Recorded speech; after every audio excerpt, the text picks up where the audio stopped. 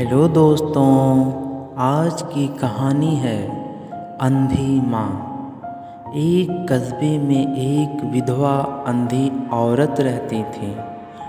उसका एक बेटा था जिसके पालन पोषण की सारी जिम्मेदारी उसके कंधों पर थी।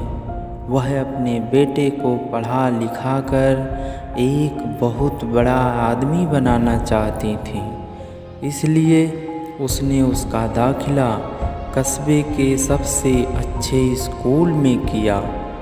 वह दिन रात मेहनत करती ताकि बेटे की स्कूल की फीस दे सके। लड़के के स्कूल के बच्चे उसकी माँ के बारे में जानते थे। वे सब उसे अंधी का बेटा कहकर चिढ़ाते थे। लड़का इससे बहुत परेशान था। उसे अपनी माँ पर शर्म आने लगी थी।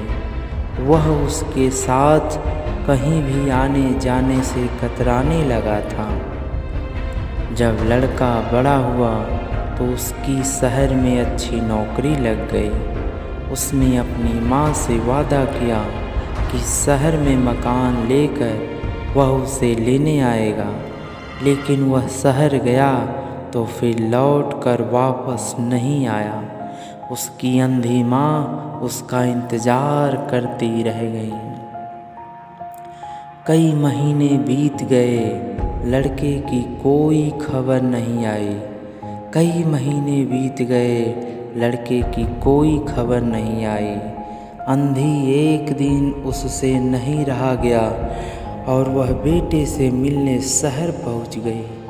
पूछते पूछते वह बेटे के ऑफिस पहुंची। वहाँ सिक्योरिटी गार्ड ने उसे रोक दिया।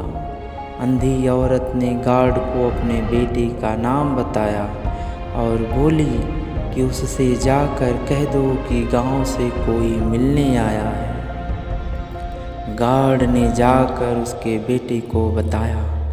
बेटे ने ऑफिस की खिड़की से देखा तो उसे अपनी माँ गेट के बाहर खड़ी नजर आई।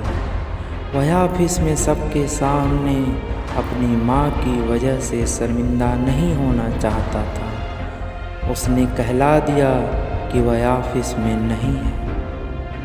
अंधी औरत वहाँ से चली गई। शाम को वह लड़का ऑफिस से घर जाने के लिए निकला। रास्ते में एक जगह काफ़ी भीड़ जमा थी। वह अपनी गाड़ी रोक कर भीड़ के पास पहुंचा और तो बीच सड़क में अपनी माँ को मारा पाया। उसके हाथ में एक चिट्ठी थी जिसमें लिखा था, बेटा, बड़े दिन हो गए थे, तेरी कोई खबर नहीं मिली। चिंता हो रही थी, इसलिए तुझसे मिलने चली आई। तू तो अब बड़ा आदमी बन गया है।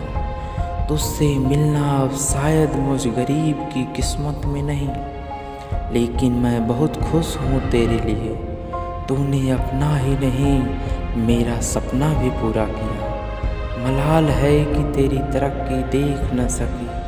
काश बचपन में तेरी आँखों में सरिया न घुसा होता और मुझे तुम्हें अपनी आँखें न देनी पड़ी होती, तो तेरी तरक्की अपनी आँखों से देखकर सुकून से मरती। तेरी अंधी माँ। ये पढ़कर लड़का फूट फूट कर रोने लगा। जिस अंधी माँ पर उसे शर्म आती थी, उसने उसके लिए कितना बड़ा बलिदान किया था। वह आत्मग्लानि से भरा उठा और ज़िंदगी भर खुद को माफ़ नहीं कर पाया। दोस्तों, ये कहानी आपको कैसी लगी कमेंट में ज़रूर बताइए।